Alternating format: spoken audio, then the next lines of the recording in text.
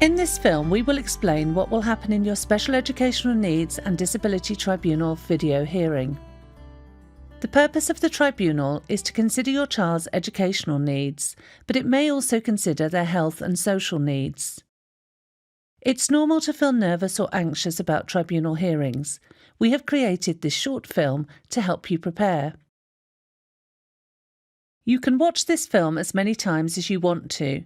You can pause, rewind, or restart it at any time by using the buttons at the bottom of the screen. You can turn subtitles, also known as closed captions or CC, on or off. Video hearings are run in the same way as hearings that take place in a tribunal building. The difference is that some or all of the people taking part will join the hearing online rather than travelling to a special building. The fact that your case is being dealt with by video hearing does not, in any way, make it less formal or less important. A video hearing has exactly the same rules to ensure that everyone involved is treated fairly and with respect. If you have any concerns about taking part in a video hearing after watching this film, you should contact the tribunal staff. You can find their contact details in the letter or email they have sent you. Talk to them about your concerns. They may be able to help you find a quiet space and a computer. It's also possible to ask for a tribunal hearing where you meet in the same room as other people, but this may take longer to organise. This film provides answers to the following 3 key questions. How can you prepare for your hearing? What will happen on the day? How should you behave in the hearing? Let's start with some tips about how you can prepare for your hearing. Details about how to connect to your video hearing and how long has been set aside to hear your case will be sent to you before the day in the notice of hearing. This document contains important information. Make sure you have it to hand for your hearing. You can connect to the hearing from a computer, tablet, or mobile phone from home or somewhere else of your choice. Video hearings work best when you use a computer or large tablet on a flat surface and Wi-Fi. Using your phone may mean that you use up credit very quickly or have connection issues. The device you use also needs to have a camera. If you do not have a computer, tablet, or access to Wi-Fi, find out if a friend can help you. You can also contact the tribunal staff or the advice services we list at the end of this section for help. It's really important to test the equipment you are using before the day of your hearing to make sure it works. This is especially important if it's a computer or tablet you haven't used before. Trying out the system may also allow you to see what you look like on screen before the hearing. Try to make sure that your internet is strong and stable. If you're using Wi-Fi, it's best to sit close to the internet router or connect to it with a cable. Ask anyone who shares your home not to use the internet during your hearing. This will make your internet connection stronger. Shut down any programs that you don't need during the hearing. These can be distracting and may weaken your connection. Make sure that your device is plugged in or fully charged. You might want to keep your charger nearby. Using headphones can improve the sound quality. Charge your phone and keep it close by in case you need to contact the tribunal staff on the number in the notice of hearing. It's best to have this number saved in your phone before the hearing. If the tribunal staff ring you, they will normally use a withheld number. So if you get a call from a withheld number around the day of the hearing, it's a good idea to answer it. You can connect to the hearing from any room. If possible, you should choose a place that is quiet and private. Tell others not to interrupt or disturb you during the hearing. This will help you to focus on what is being said. Think about what's in the part of the room you will be in for the hearing. Try to make sure that what you're wearing and what's behind you won't distract other people. The length of the hearing depends on the case. If you have young children, it's a good idea to ask a friend or relative to look after them. This means that everyone involved will be able to focus on your case. All the important documents relating to your case will be put together and referred to as the bundle. The bundle sent to you, the judge, and the other party will all be the same and will have exactly the same page numbers. You may receive the bundle by post or by email. If you are happy to read it on screen, it's a good idea to have a second computer or tablet to look at it on. You can also open it in a separate window on your computer. Make sure that you have the bundle with you on the day, as other people will refer to it during your hearing.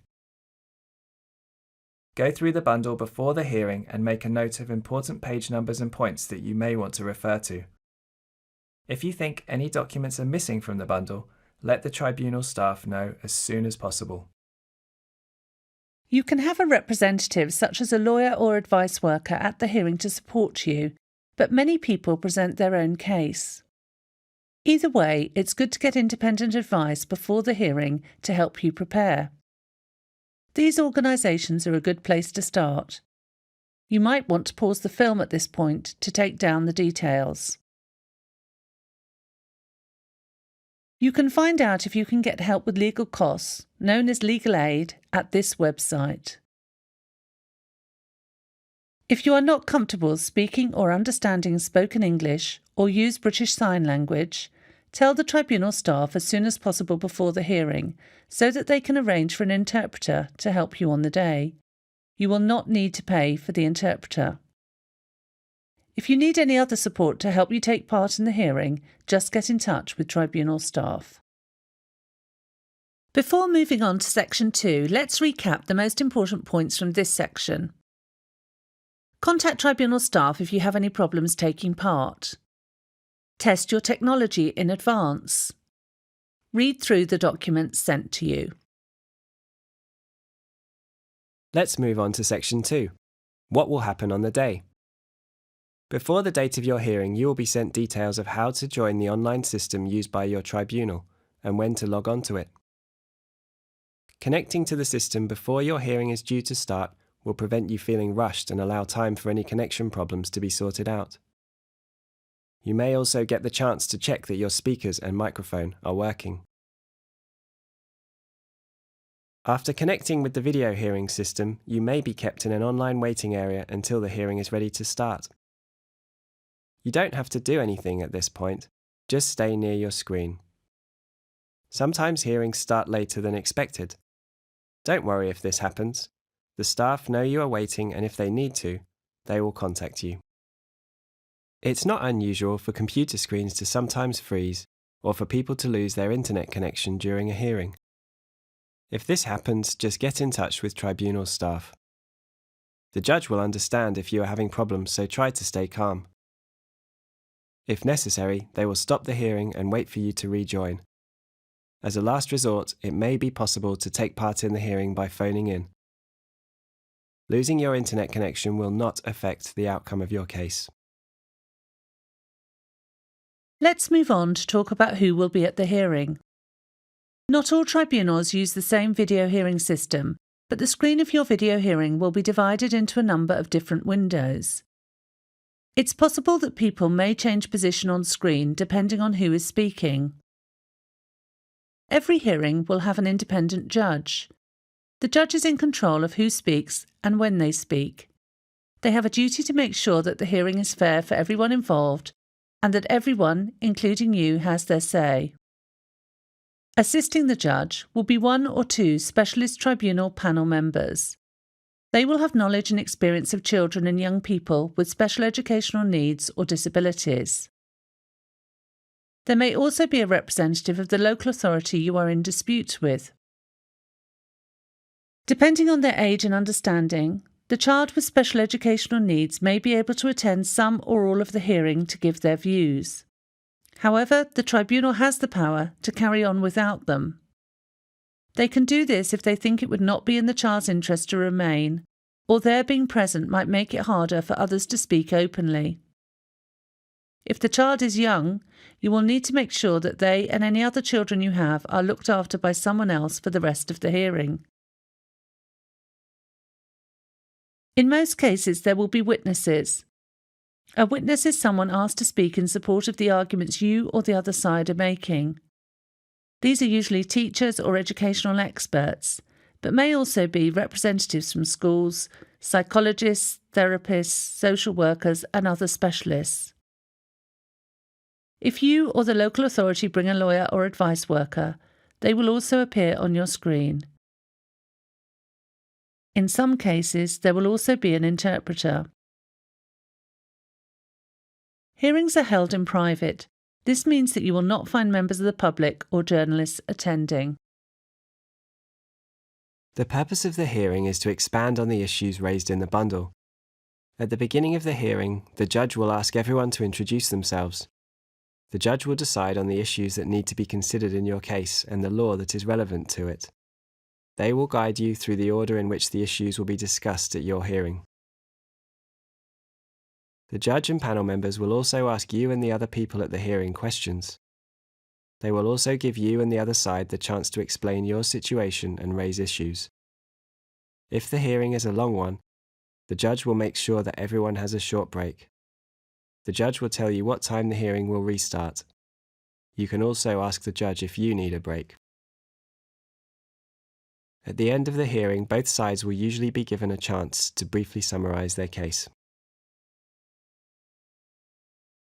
When everyone has had their say, the judge and panel will make a decision based on what they have heard in the hearing and been sent to read. It's unlikely that the judge will tell you the result on the day of the hearing. This is because they like to take time to talk to the other panel members about everything that has happened at the hearing. You or your representative will get a decision via email. This will usually be within 10 working days after the hearing. You will be told when the hearing is at an end and you can leave. If you are not happy with the outcome, the organisations we told you about earlier in the film can provide advice on whether and how you can appeal the decision. Before moving on, let's recap the most important points from this section.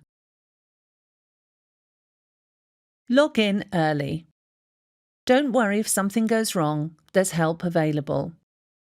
The judge will guide you throughout the hearing.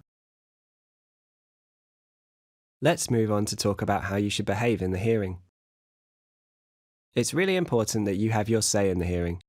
This helps to make sure that the process is fair. You should let the judge know if you don't understand something, if you are unable to hear or see anything properly, if you would like to ask a question, or if you think someone has got something wrong. If you don't understand a question someone has asked you, just ask them to repeat it. If you don't know the answer to a question, just say so. If you want to say something, it's important that you don't interrupt other people. Just put up your hand. When you do speak, take your time and speak clearly. If you are using an interpreter, stop and give them time to tell everyone what you have said. People often ask what they should call the judge and panel members. The fact that it's a formal hearing means that you should call them Madam or Sir. Don't worry if you forget. The most important thing is to be polite. Your camera should normally be on, which means that you'll be seen on screen throughout the hearing whether you're speaking or not. It's a good idea to think about how you look to others. Tribunals ask everyone to show their respect by following some simple guidelines about how to act.